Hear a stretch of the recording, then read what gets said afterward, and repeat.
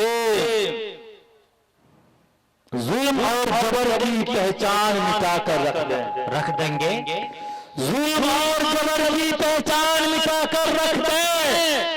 ظلم اور جبر کی پہچان مٹا کر رکھ دیں، اب بھی ہم شام کو بچا کر رکھ دیں،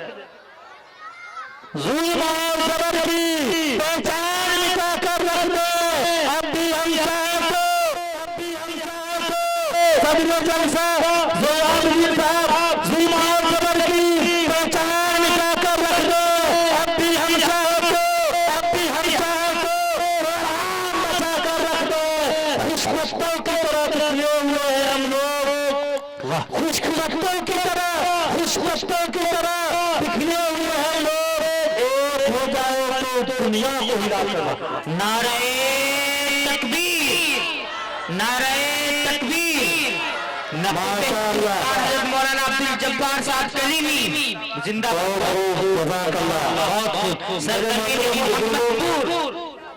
زندہ باد۔ مگر ایک بات میں کہنا چاہوں گا کہ ادھر دریا بھی ہل جائے، ادھر صحرا بھی ہل جائے، ادھر دریا بھی ہل جائے، ادھر صحرا بھی ہل جائے، بھلا اس چین کی اوقات کیا دنیا بھی ہل جائے، ادھر دریا بھی ہل جائے اور ادھر صحرا بھی ہل جائے، بھلا اس چین کی اوقات کیا دنیا بھی ہل جائے، اگر ہم نام پر مذہب کے لڑنا چھوڑ دو یارو، اگر ہم نام پر مذہب کے لڑنا چھوڑ دو یارو، تو بھارت دیش کے آگے امریکہ بھی ہل جائے۔ واہ واہ واہ، کیا بات ہے میرے محترم بزرگوں، اور میں آپ کو بتا دوں کہ ایک جگہ میں پروگرام میں جا رہا تھا، ہمارے گروپ میں ایک شاعر ہے جو بہت ہی چھوٹے قد کے ناطے ہیں، جس کو ہم پیار سے محبت سے زاہد جفا کر کے پکارا کرتے ہیں، سب سے چھوٹے ہیں، یعنی لمبے ترنگے ہیں، میں نے کہا ان کو چائے کی عادت ہے، ہر منٹ پہ چائے، تو چائے پینے کے لیے میں جب دکان میں گیا تو چائے والوں نے رو کر کے کہا کہ مولانا صاحب کہاں جا رہے ہیں؟ میں کہا پروگرام میں جا رہا ہوں۔ انہوں نے کہا آپ لوگ پروگرام کرتے ہیں، کچھ فائدہ ہم دیکھتے نہیں ہیں، ہمارا نوجوان بیٹا گھر میں دوست کے ساتھ دوستوں کو بلا کر مچھلی اور گوشت کھاتا ہوا نظر آتا ہے، ہم بوڑھے اور بوڑھی باہر سسک کر جب چٹنی اور روٹی کھاتے ہیں، بیٹا کے دل پر ذرہ برابر خیال نہیں ہوتا کہ ہم اپنے باپ کو بھی ایک بوٹی بڑھا دیں گے۔ تب میں نے 4 مصرے کہنے کی کوشش کی، زمانہ جس کے لیے اہتمام کرتا ہے، زمانہ جس کے لیے اہتمام کرتا ہے وہ میرے دل کے کھنڈر میں قیام کرتا ہے، زمانہ جس کے لیے اہتمام کرتا ہے وہ میرے دل کے کھنڈر میں قیام کرتا ہے، ضعیف باپ سے جو بات تک نہیں کرتا، ضعیف باپ سے جو بات تک نہیں کرتا، امیر شر کو جھک کر سلام کرتا ہے۔ واہ واہ واہ، کیا بات، بہت خوب، کیا درد ہے ظالم تیری اشعار میں، ماشاءاللہ، بہت خوب، آپ کا جلسہ ماشاءاللہ کامیاب ہے، کیا مفتی صاحب جلسہ بالکل کامیاب ہے، گھبرانے کی ضرورت نہیں ہے۔ اب ایک شعر دیکھیے گا، جب ہم لوگ 15 اگست کے موقع سے 26 جنوری کے موقع سے اپنے مدرسے میں جھنڈا پھہراتے ہیں اور اس تاریخ کا تذکرہ کرتے ہیں جنہوں نے ہندوستان کے خاطر اپنا خون بہایا اور گردنیں کٹوائی، میرے محترم بزرگوں اس تاریخ کو یاد کیجئے گا۔ میں اس لیے تھوڑا سا آپ کا ٹائم لے لیتا ہوں کہ ہمارے پاس مقرر کی فیس بہت کم ہے، تعالیٰ اس بچی کو بہترین عالمہ بنائے اور دین کا دائی قوم کا رہبر بنائے۔ تو میرے محترم بزرگوں،